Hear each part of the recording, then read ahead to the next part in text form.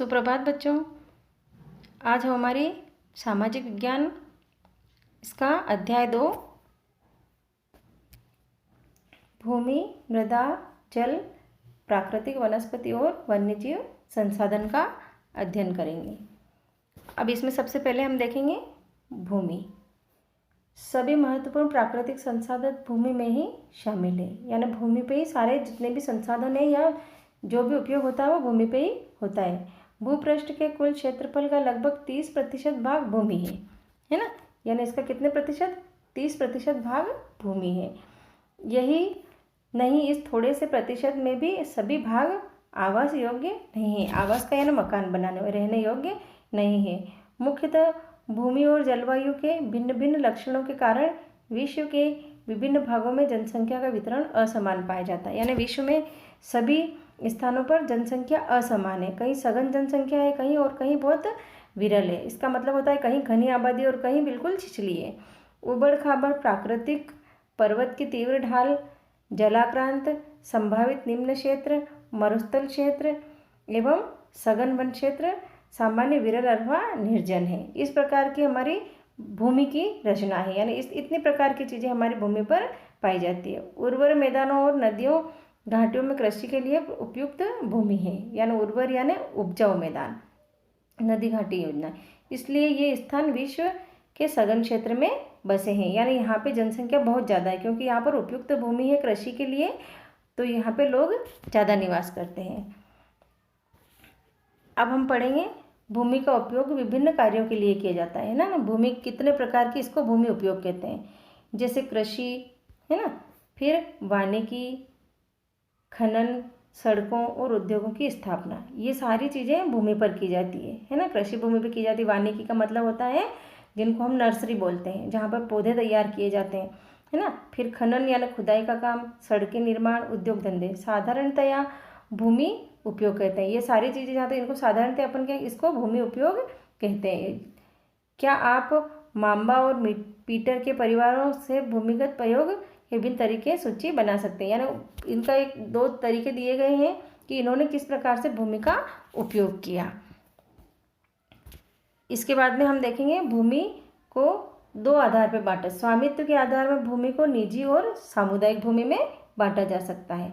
अब निजी भूमि व्यक्तियों के स्वामित्व में होती है, यानी कुछ व्यक्तियों के स्वामित्व की होती है, वो उनकी निजी होती है, इससे दूसरे लोगों का इस पर कोई अधिकार नहीं होता है। जबकि सामुदायिक भूमि समुदाय के स्वामित्व की होती है, जैसे एक धर्मशाला है किसी व्यक्ति विशेष की नहीं, वो पूरे एक समाज की होती है ना।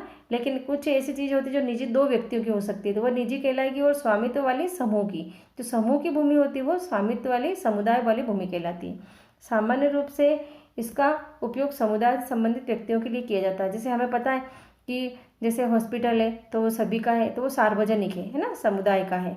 इसी प्रकार से एक विशेष किसी व्यक्ति का है तो वो क्या कहलाएगा, निजी कहलाएगा।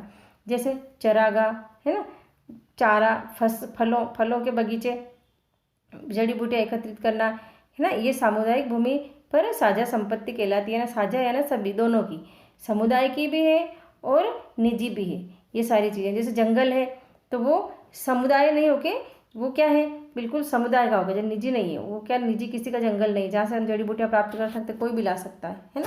तो ये सारी चीज़ें साझा संपत्ति कहलाती है। अब देखेंगे जनसंख्या और उसकी मांग सदैव बढ़ती है ना। जनसंख्या बढ़ती है तो उसकी मांग भी बढ़ती है, लेकिन भूमि सीमित है। यानी यदि जनसंख्या बढ़ रही है तो क्या भूमि नहीं बढ़ रही है उस अनुपात में, है ना। जैसे एक मान लो एक खेत है किसी का, तो वहाँ पे 4 भाई है तो 4 हिस्से होंगे, तो उसी खेत के होंगे, उसके अतिरिक्त तो कोई खेत वहाँ पे नहीं होगा। इसी प्रकार से हमारे देश की जनसंख्या बढ़ती है तो हमारे पास जो हमारा क्षेत्र 32,08.8 वर्ग किलोमीटर है, तो वही रहेगा, वो ज़्यादा नहीं हो सकता है ना। अनुसार भूमि की गुणवत्ता में अंतर होता है, यानी जिस प्रकार स्थान के अनुसार भूमि, जैसी भूमि है, जैसे पर्वत है तो वहाँ की भूमि में गुणवत्तापूर्ण कम होएगी। जैसे मैदानी प्रदेश है तो वहाँ की भूमि क्या गुणवत्ता वाली रहेगी, उर्वरक रहेगी, उपजाऊ रहेगी। लोगों ने समुदाय भूमि पर व्यापारिक क्षेत्र बनाने, नगरीय क्षेत्रों में घर बनाने और ग्रामीण क्षेत्रों में कृषि भूमि उपयोग का विस्तार करने के लिए अनाधिकृत हस्तक्षेप करना शुरू कर दिया है। यानी ये लोग इस प्रकार के, जैसे सरकारी भूमि होती है तो उस पर कोई भी किसी प्रकार का व्यापारिक क्षेत्र बना लेता है। नगरी तो आवास मकान वगैरह कॉलोनी बना के प्लॉट काट के उसको नगरीय इसमें विस्तृत कर देते हैं, घर बना लेते हैं। ग्रामीण क्षेत्रों में होता है तो क्या करते हैं लोग, उसको हाँक जोत के कृषि के लिए योग्य बना लेते हैं। तो ये अनागृत इस प्रकार से जैसे गाँव में लोग खेत बनाते जा रहे हैं, उससे क्या चरागाह कम होते जा रहे हैं, है ना। अब हम देखेंगे इस नक्शे में, हम समझेंगे कि जैसे भूमि उपयोग किस प्रकार हुआ है ना। भूमि उपयोग जैसे ये गांव है तो ये क्या है, एक छोटा सा गांव है। ये वाला क्या है, गांव है, जहाँ किसान है, छोटे छोटे घर बने हुए हैं, खेत है, जंगल है, वन है, तो ये गांव है। फिर ये कस्बा, यानी इससे कुछ बड़ा, जहाँ पर देखो अपन यहाँ देखते हैं कि कच्चे मकान बने हुए, लेकिन यहाँ मकान कुछ अच्छे बने हुए, तो इसको अपन क्या बोलेंगे, कस्बा है। फिर इससे थोड़ा बड़ा होता है वो नगर होता है। जैसे हम हमारे नगर देख सकते हैं ना, प्रतापगढ़ एक नगर है, तो यहाँ पे इस प्रकार की सुविधाएं, बसें, गाड़ियाँ, लोगों के पास अपने भौतिक संसाधन सारे हैं। और फिर ये कहलाएगा महानगर। यहाँ पे देखो महानगर में फैक्ट्रियाँ, ट्रेनें, जितना भी आप सॉरी बड़े बड़े कारखाने जो भी है वो कहाँ होते हैं, महानगर में। और जनसंख्या भी यहाँ बहुत कम होती है, यहाँ इससे थोड़ी ज़्यादा होती है, यहाँ फिर बढ़ती है, लेकिन महानगरों में जनसंख्या बहुत अधिक होती है। तो ये भूमि के उपयोग में समय समय पर परिवर्तन होता रहता है।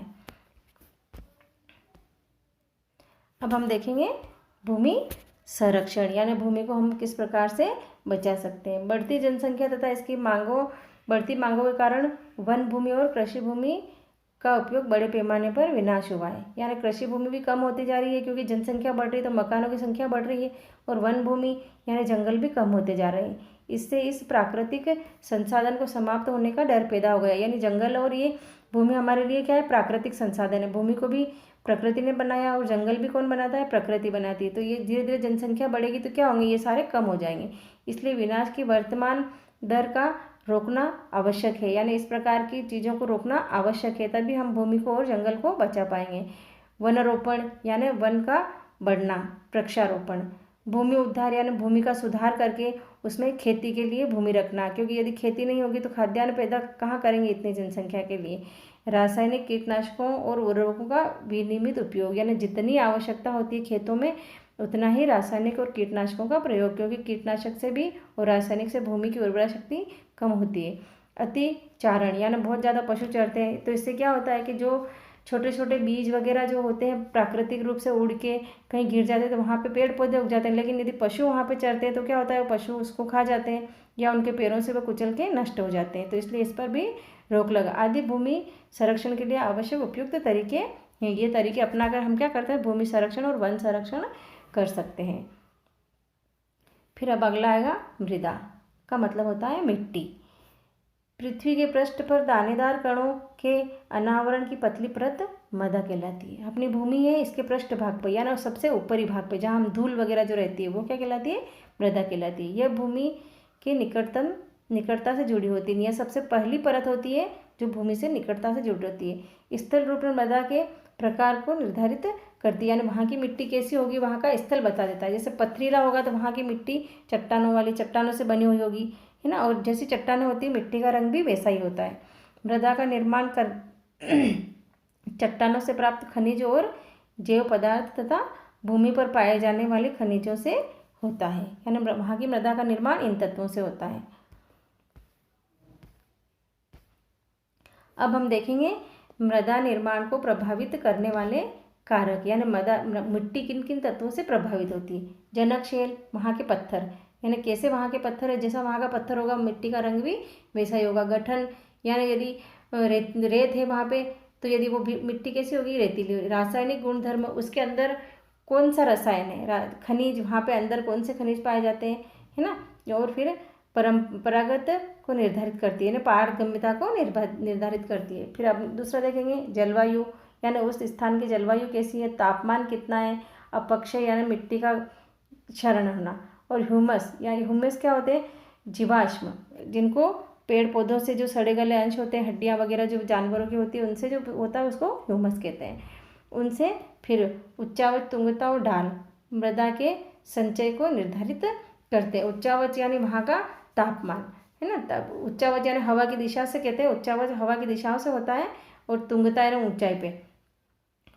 और ढाल किस तरफ है, उससे भी मृदा संचयन निर्धारण होती है। ढालू वाली मिट्टी है तो ऊपर से मिट्टी किधर आती है, बह के नीचे की साइड में आती है। फिर वनस्पति जात यानी वहाँ की वनस्पति कैसी है, प्राणी जात वहाँ पे कौन कौन से प्राणी रहते हैं, सूक्ष्म जीव कितने रहते हैं, हुमस वही सड़े गले पदार्थों से निर्मित की दर को प्रभावित करती है। यदि वहाँ की जैसे वनस्पति पत्तों से, इनसे जड़ों, सड़े गले पेड़ पौधों से यदि मृदा बनती है तो वो मृदा अलग पाई जाती है। फिर समय मृदा परिच्छेदन की मोटाई और को निश्चित करता है, यानी समय कितने समय से उस मृदा का निर्माण हुआ है, यानी वो कितने समय के अंतराल में बनी है। जैसे हम देखते हैं कि मिट्टी धीरे धीरे चट्टान होती है तो वो चट्टान धीरे धीरे तापमान पा के फिर वो फैलना शुरू करती है, फिर उसके बाद में टूटती है, टूटने के बाद फिर उसके कण बनते हैं, उससे मिट्टी का निर्माण होता है। तो इससे समय भी इसको निर्धारित करता है। फिर हम देखेंगे मृदा का निम्नीकरण और संरक्षण के उपाय। निम्नीकरण उसका नुकसान। मृदा अपरदन और क्षीणता मृदा संसाधन के लिए दो प्रमुख खतरे हैं। एक तो मृदा अपरदन का मतलब होता है मिट्टी का बह के चला जाना, किसमें बारिश के पानी में बहुत ज़्यादा मिट्टी बह जाती है तो ये मृदा अपरदन कहलाता है। और क्षीणता का मतलब नष्ट होना, है ना।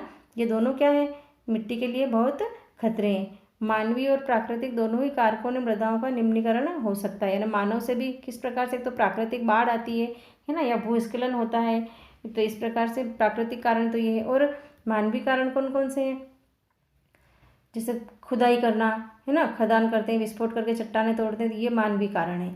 इसके सहायक कारक वनोन्मूलन, उन्मूलन का मतलब होता है नाश करना, वनों का नाश, यानी इसको मिट्टी को नुकसान पहुंचाते हैं। अतिचारण यानी पशुओं का बहुत ज़्यादा चरना, ये हम पहले भी पढ़ चुके हैं। और अत्यधिक उपयोग यानी कीटनाशकों का अत्यधिक उपयोग, वर्षा दोहन, है ना, भूस्खलन, बाढ़, ये मृदा के संरक्षण की प्रमुख। अब इसमें हम पढ़ेंगे निम्नलिखित है। देखो अब अपन खेती करने के जो तरीके हैं वो किस प्रकार के, वेदिका फॉर्म, यानी खेती बनाने के, जैसे ये पहाड़ों पे की जाती है, इस प्रकार की खेती कहाँ की जाती है, पहाड़ों पर, है ना। तो ये जैसे हम देखते हैं कि सीढ़ी नुमा एक के बाद एक के बाद एक इस तरह से ढलान में की जाने वाली, जैसे चाय बागान जो होते हैं वो वेदिका फॉर्म होता है। और समुच्च रेखी, इनको क्या होता है, जैसे मान लो पानी की दिशा ये है ना, तो खेतों की दिशा ये रखते हैं। तो इससे क्या होता है, जैसे मान लो इसी प्रकार से जुताई की जाएगी तो पानी आएगा तो इनमें से ही बह के चला जाएगा, है ना। लेकिन यदि ये इस प्रकार की है तो पानी की दिशा ये होगी तो ये मिट्टी बह के इधर नहीं जाएगी। हमको इसको समझ सकते हैं इस प्रकार से। फिर रक्षक मेखला, वेदिका फॉर्म, और सब इसको हम लोगों ने चित्र से समझ लिया है। और अब आएगा रक्षक मेखला। तटीय प्रदेशों में, शुष्क प्रदेशों में वन गति रोकने के लिए वृक्ष कतार में लगाए जाते हैं। किस प्रकार से, कतार में 1 2 3 4 5, इसे कतार का मतलब होता है लाइन में लगाए जाते हैं। तो इससे क्या होती है, मिट्टी इनकी जड़ों में बंध के रह जाती है और ये बहती नहीं है। यदि मान लो इसी लाइन में लगाएगा यूं यूं तो पानी इसमें क्या बह के चला जाएगा। लेकिन जब यदि अपन रोक एक बाढ़ बनाते हैं, जैसे कांटों की बाढ़ बना दी, तो क्या होता है, उसमें मिट्टी कम बहती है। अब फिर चट्टान बांध, यानी चट्टान बांध का मतलब होता है यदि पहाड़ों के किनारों पर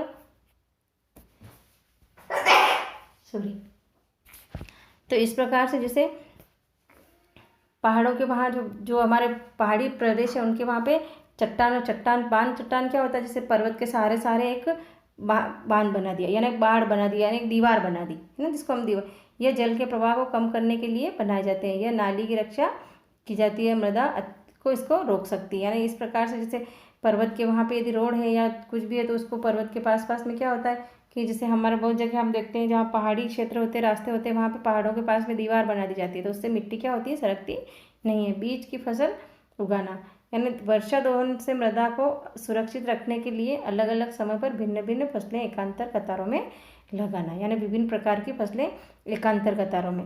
एकांतर का मतलब होता है ये, इसमें अंतर से फसलें लगाना, यानी यहाँ फसल यूँ इस तरह से, ये एकांतर कहलाती है।